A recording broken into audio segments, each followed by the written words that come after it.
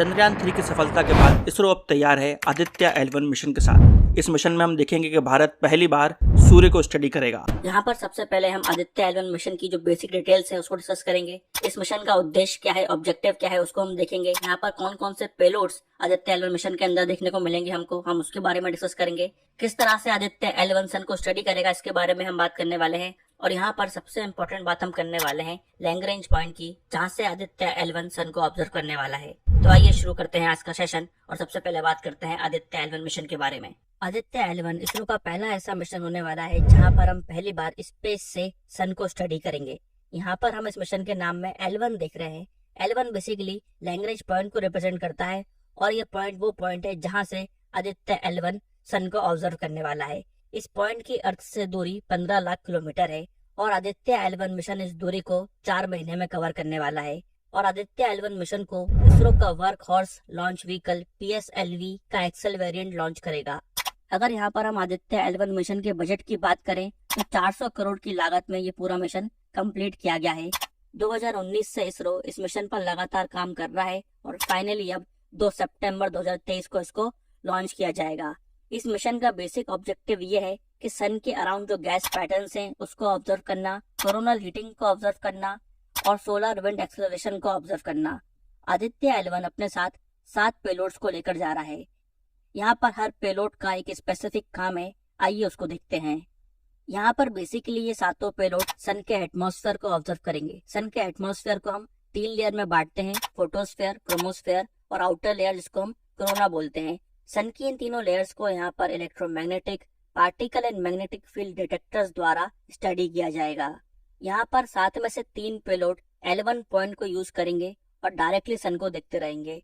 L1 point की खासियत ही यही है कि विदाउट किसी डिस्टरबेंस और डिस्ट्रप्शन के आप लगातार सन को ऑब्जर्व कर सकते हो। तो 4 पेलोड यहाँ पर सन को ऑब्जर्व करेंगे और जो बचे हुए 3 पेलोड्स हैं वो इन सिटू स्टडी करेंगे, यानी कि यहाँ पर वो L1 पॉइंट पर ही पार्टिकल को स्टडीज करेंगे और फील्ड्स को स्टडी करेंगे।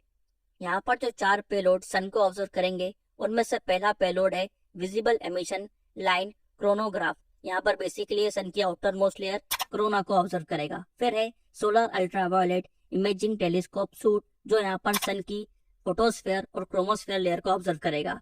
फिर हम देखते हैं सोलर एनर्जी एक्सरे स्पेक्ट्रोमीटर और 4th नंबर पर है high energy L1 orbiting X-ray spectrometer. ये दोनों पेलोड यहाँ पर सन को एज अ स्टार ऑब्जर्व करेंगे और सन की सॉफ्ट एक्सरे और हार्ड एक्सरे स्पेक्ट्रोमीटर बनाएंगे।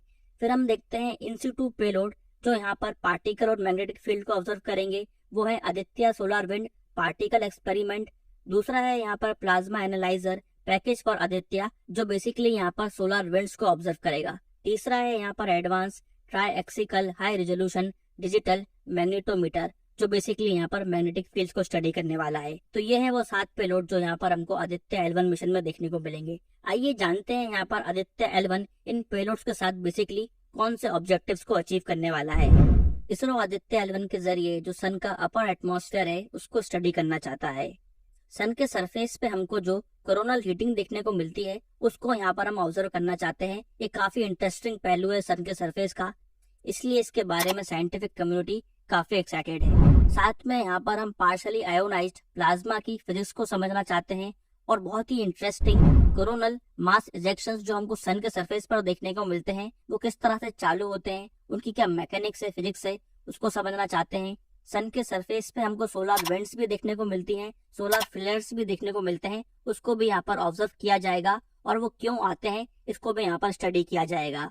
यहाँ पर सन की जो आउटर मोस्ट लेयर है कोरोना, उसके हीटिंग मैकेनिज्म को भी ऑब्जर्व किया जाएगा। इन सब चीजों को ऑब्जर्व यहाँ पर इसलिए किया जा रहा है ताकि हम स्पेस वेदर को समझ सकें। स्पेस का हमारा जो वेदर है उसका क्या ओरिजिन है, कौन कौन से वो फैक्टर्स हैं जो यहाँ पर स्पेस वेदर को इन्फ्लुएंस करते हैं, यहाँ पर क्या डायनामिक्स है सोलर विंड्स के खासकर, इन सब चीजों को हम आदित्य L1 मिशन के जरिए समझना चाहते हैं। तो यहाँ पर आदित्य L1 मिशन इन सभी ऑब्जेक्टिव्स को पूरा करने की कोशिश करने वाला है। आइए अब हम बात करते हैं बहुत ही इंटरेस्टिंग लैग्रेंज पॉइंट्स के बारे में जहाँ पर आदित्य L1 मिशन को प्लेस किया जाएगा। जोसेफी लुइस लैग्रेंज जो कि एक इटालियन फ्रेंच मैथमेटिशियन थे, उनके ऑनर में यहाँ पर इन पॉइंट्स का नाम रखा गया है लैग्रेंज पॉइंट्स। तो ये पॉइंट्स बेसिकली हमको 2 लार्ज मास की बॉडीज के बीच में देखने को मिलते हैं। फिजिक्स का एक बेसिक नियम है कि जितना ज्यादा किसी बॉडी का मास होता है उतना ही ज्यादा उस बॉडी का ग्रेविटेशनल पुल यानी कि गुरुत्वाकर्षण होता है। यहाँ पर हम बात कर रहे हैं दो बॉडीज की, और इस केस में हम अर्थ और सन की बात कर रहे हैं। तो यहाँ पर अर्थ और सन की वजह से जो ग्रेविटेशनल पुल गुरुत्वाकर्षण क्रिएट होगा, उसकी वजह से यहाँ पर लैग्रेंज पॉइंट्स भी क्रिएट होंगे। और इन पॉइंट्स की खासियत ये है कि अगर किसी कम मास की बॉडी को इन पॉइंट्स तक पहुंचा दिया जाए तो वो बॉडी यहाँ पर अर्थ और सन के ग्रेविटेशनल पुल की वजह से उसी पॉइंट पर रहेगी और अर्थ और सन के साथ ही ऑर्बिट करने लगेगी। तो बेसिकली यहाँ पर उस पॉइंट पर अगर कोई भी बॉडी पहुंच जाती है तो उसको यहाँ पर ईंधन की कम जरूरत होती है, फ्यूल की बहुत कम जरूरत होती है, और यहाँ पर हर लैग्रेंज पॉइंट्स की कुछ विशेषताएं भी होती हैं जिसकी वजह से यहाँ पर यूनिवर्स को ऑब्जर्व करने में मदद मिलती है। जैसे कि L1 पॉइंट की बात करें तो L1 पॉइंट से लगातार सन को ऑब्जर्व किया जा सकता है विदाउट एनी डिस्टरबेंस और डिस्ट्रप्शन। इसी तरह अगर L2 पॉइंट की बात करें तो L2 पॉइंट यूनिवर्स के ऑब्जर्वेशन के लिए बहुत इंपॉर्टेंट है, क्योंकि L2 पॉइंट पर सन की जो लाइट आती है उसका इंटरफेरेंस नहीं आता, और L2 पॉइंट पर ही हम देखते हैं कि जेम्स वेब टेलीस्कोप को नासा ने पहुंचाया था। तो इस तरह से अर्थ और सन के बीच में हमको 5 लैग्रेंज पॉइंट्स मिलते हैं, और पांचों लैग्रेंज पॉइंट्स की अपनी ही विशेषताएं हैं। और क्योंकि यहाँ पर इसरो सन को ऑब्जर्व करना चाहता था, इसलिए इसरो ने L1 लैग्रेंज पॉइंट को सिलेक्ट किया है।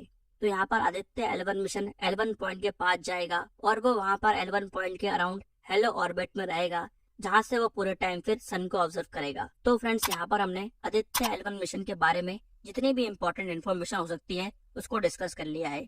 यहाँ पर हम सबको उम्मीद है कि चंद्रयान 3 की तरह आदित्य L1 मिशन भी एक हिस्टोरिक सक्सेस रहेगा और इसरो एक बार फिर से भारत को स्पेस टेक्नोलॉजी के अंदर आगे ले जाएगा। तो फ्रेंड्स, आज के सेशन में इतना ही, मिलेंगे नेक्स्ट सेशन में। जब तक के लिए friends, bye bye and take care.